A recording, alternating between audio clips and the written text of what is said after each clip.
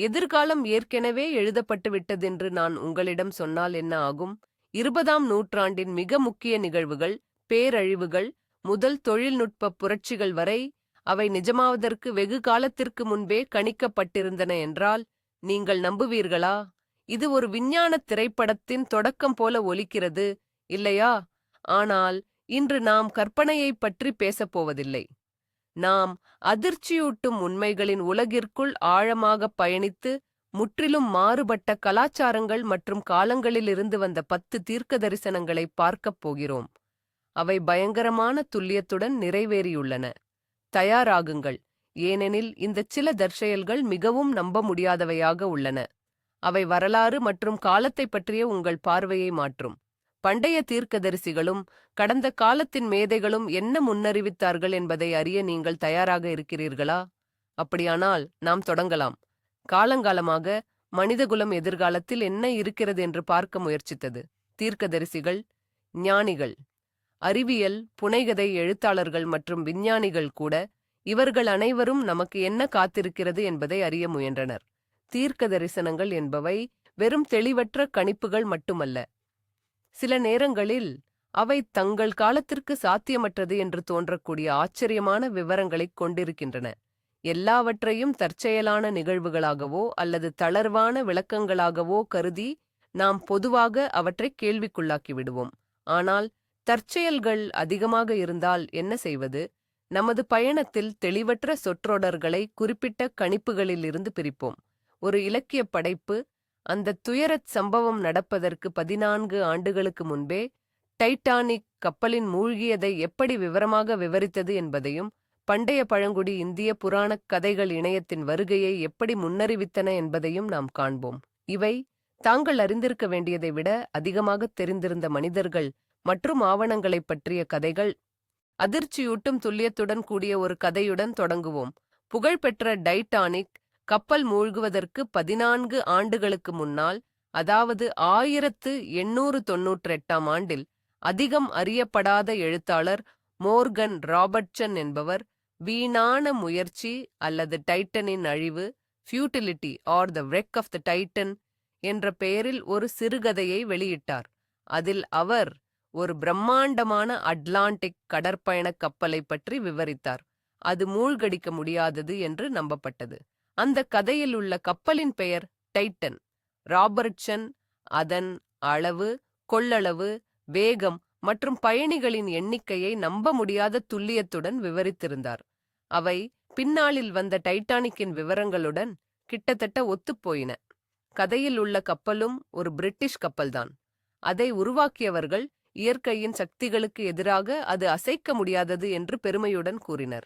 இந்த சம்பவம் தனியாகவே ஒரு விசித்திரமான தற்செயலாகத் தோன்றுகிறது. ஆனால் அதிர்ச்சியூட்டும் விஷயம் இன்னும் வரவிருந்தது. அந்த கதை அதிகம் விற்பனையாகவில்லை. உண்மையான சோகம் நிகழ்ந்து உலகம் அதை பற்றி நினைவுபடுத்தும் வரை அது கிட்டத்தட்ட மறக்கப்பட்டு விட்டது. 1912ஆம் ஆண்டு ஏப்ரலுக்குப் பிறகு இந்த எழுத்துக்களை தற்செயலாக படித்தவர்களின் திகைப்பை நீங்கள் கற்பனை செய்து பாருங்கள்.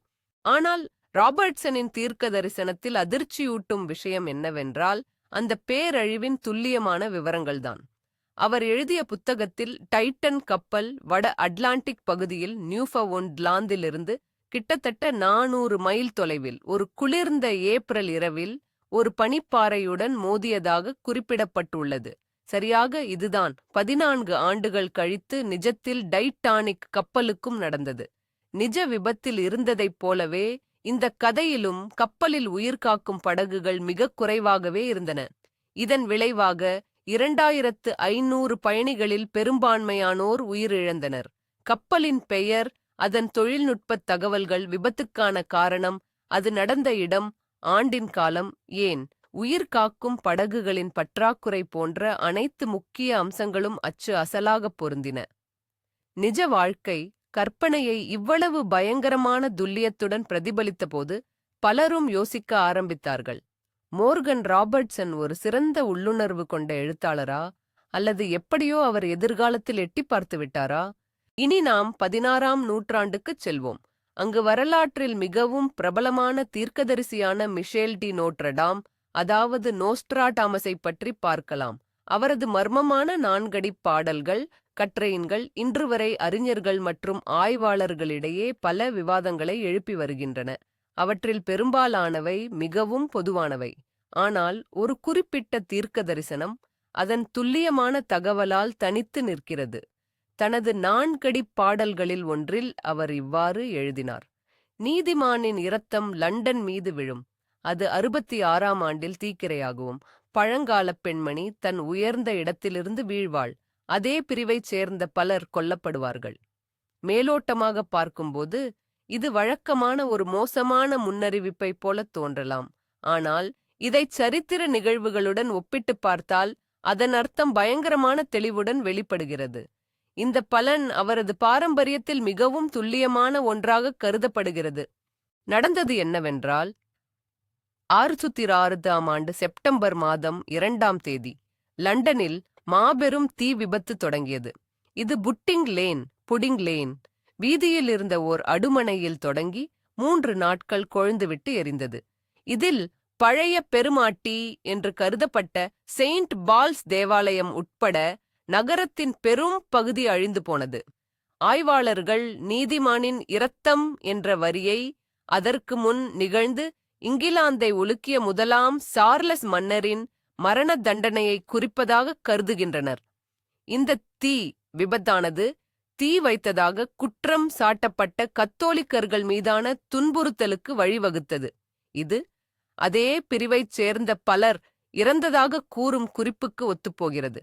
மேலும் ஆண்டு 66 நேரடியாக சுட்டிக்காட்டப்பட்டுள்ளது. தேதி, இடம் மற்றும் முக்கிய நிகழ்வுகள் ஆகியவை ஒத்துப்போவதால் நோஸ்ட்ராடாமஸின் இந்த பலன் நிறைவேறிய முன்னறிவிப்புகளில் மிகவும் நம்பத்தகுந்த மற்றும் உறுதியான ஒன்றாக கருதப்படுகிறது. உறங்கும் தீர்க்கதரிசி, உறாங்கும் தேர்க்கா தரிசி என்று அழைக்கப்பட்ட அமெரிக்க மாயவாதி மற்றும் குணப்படுத்துபவரான எட்கர் கேசியை நோக்கி நாம் 20ஆம் நூற்றாண்டுக்கு நகர்வோம்.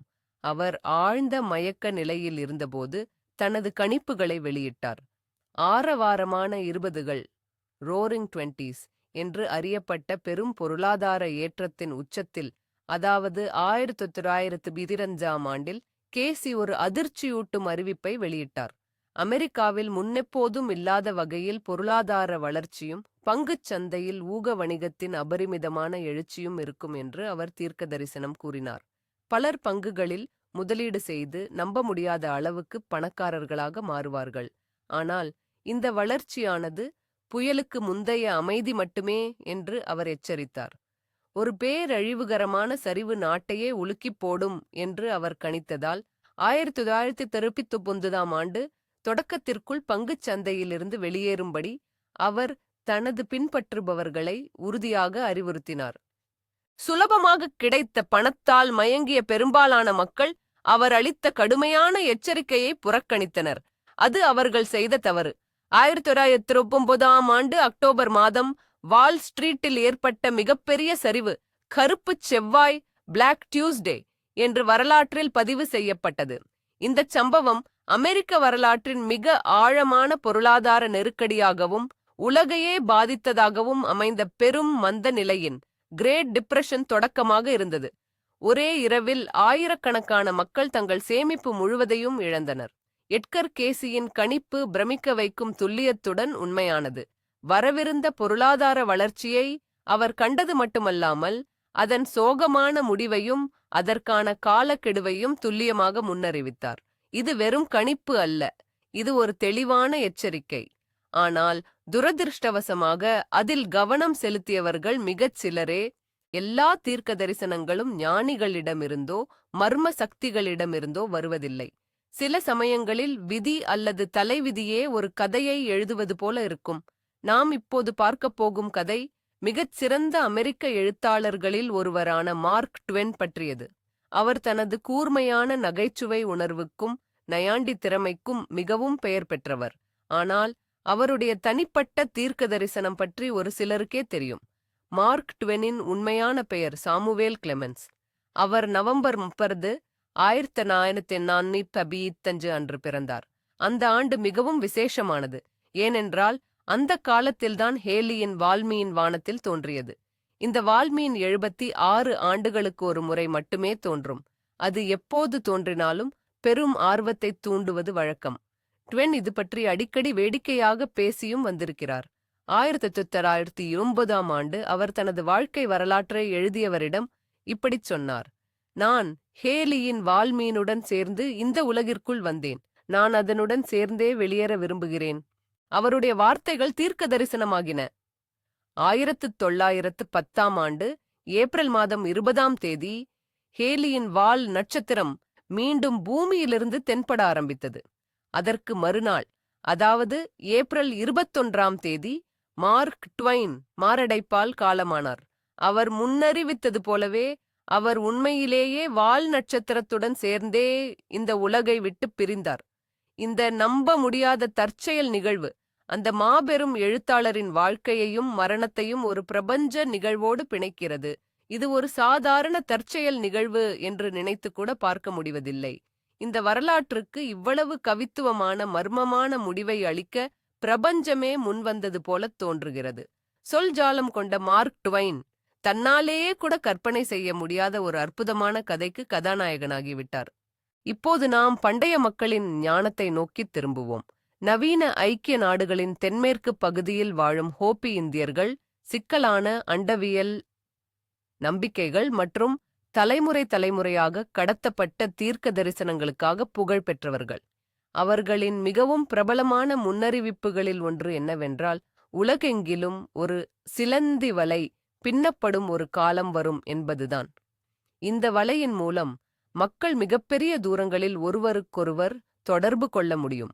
மேலும் அவர்கள் ஒரே இடத்தில் இருந்து கொண்டே அந்த வலையினூடாக நகரவும் முடியும். இயற்கையுடன் இணக்கமாக வாழ்ந்த பண்டைய மக்களுக்கு இத்தகைய ஒரு காட்சி மிகவும் அசாதாரணமானதாகவும் அர்த்தமற்றதாகவும் தோன்றியிருக்க வேண்டும்.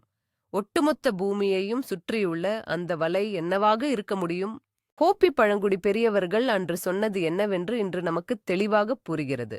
ஆரம்பத்தில் இது தந்தி மற்றும் தொலைபேசி இணைப்புகளின் வருகையாக இருக்கலாம் என கருதப்பட்டது. இவை நிஜமாகவே உலகையே கம்பிகளால் பின்னியது போல இருந்தது.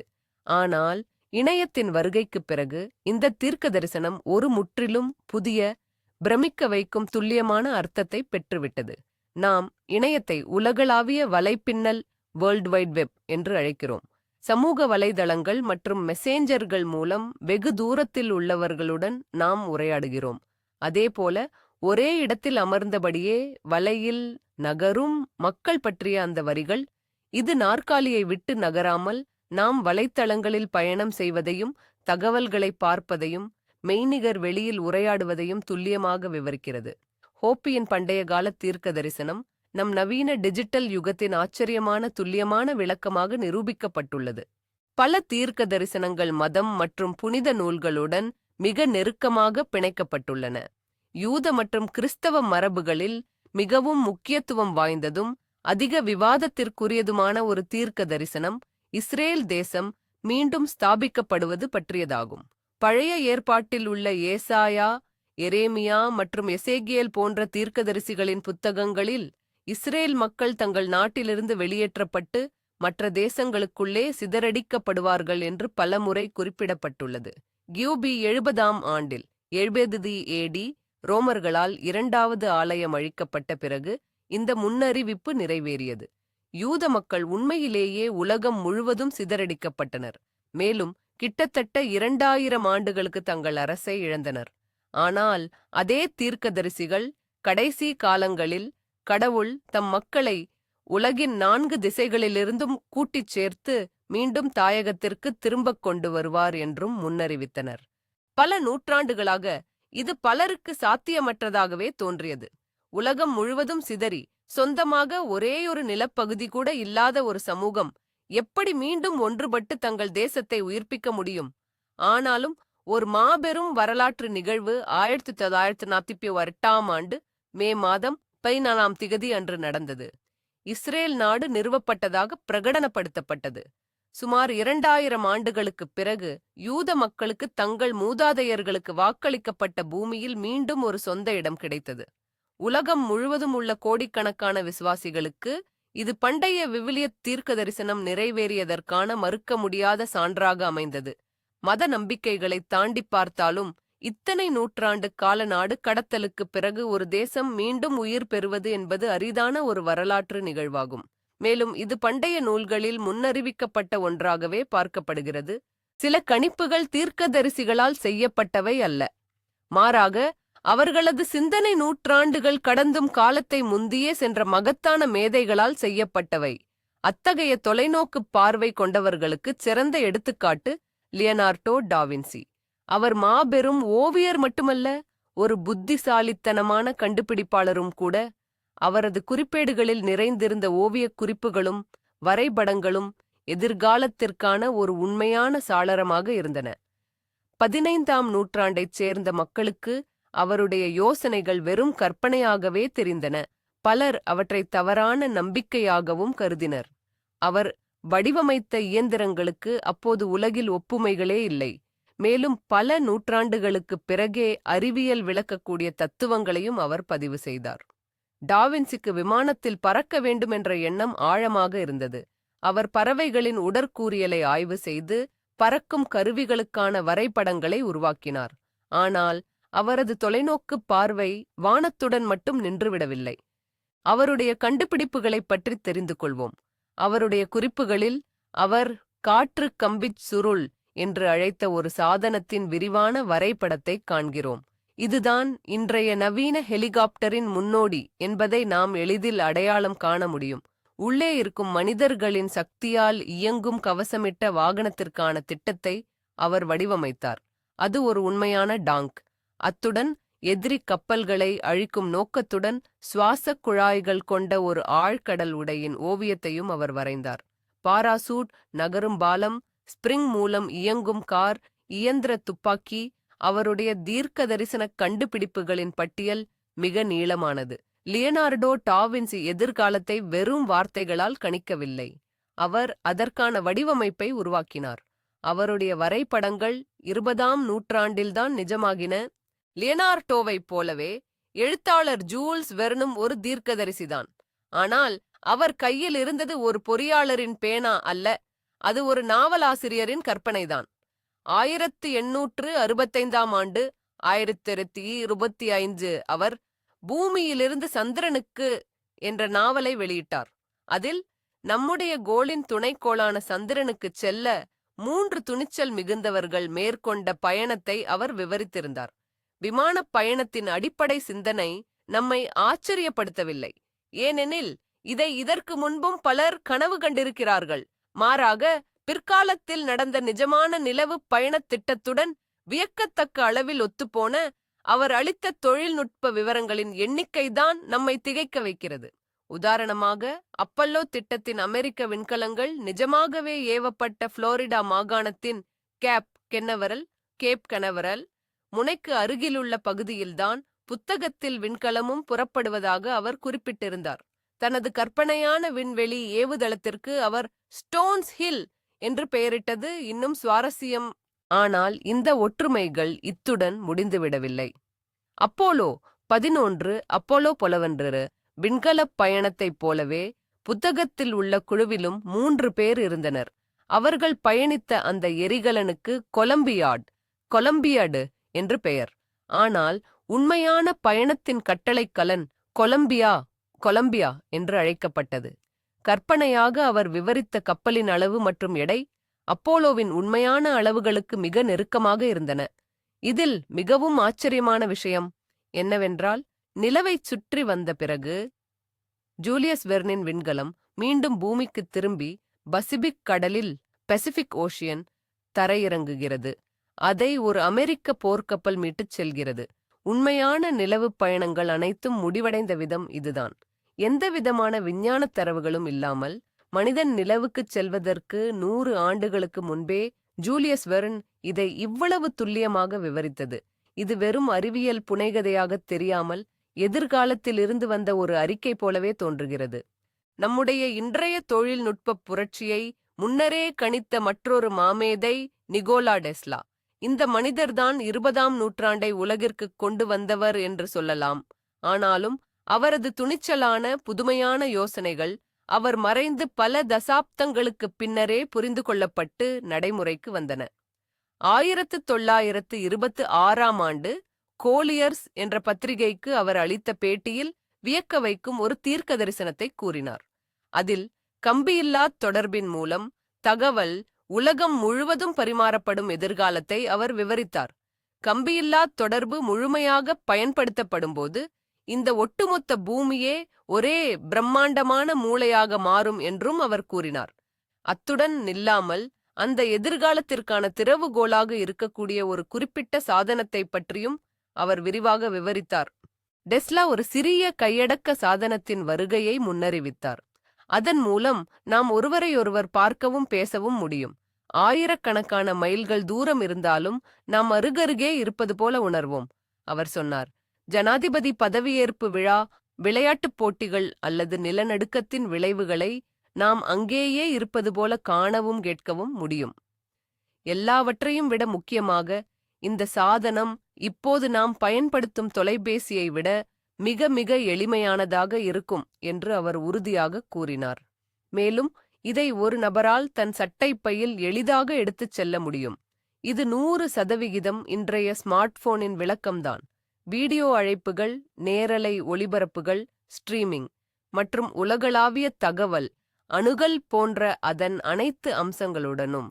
நிக்கோலா டெஸ்லா வெறும் ஒரு தொழில்நுட்பத்தை மட்டுமல்ல, நமது இந்த மொபைல் மற்றும் ஒன்றோடொன்று இணைக்கப்பட்ட டிஜிட்டல் யுகத்தின் சாராம்சத்தையே முன்னறிவித்துள்ளார்.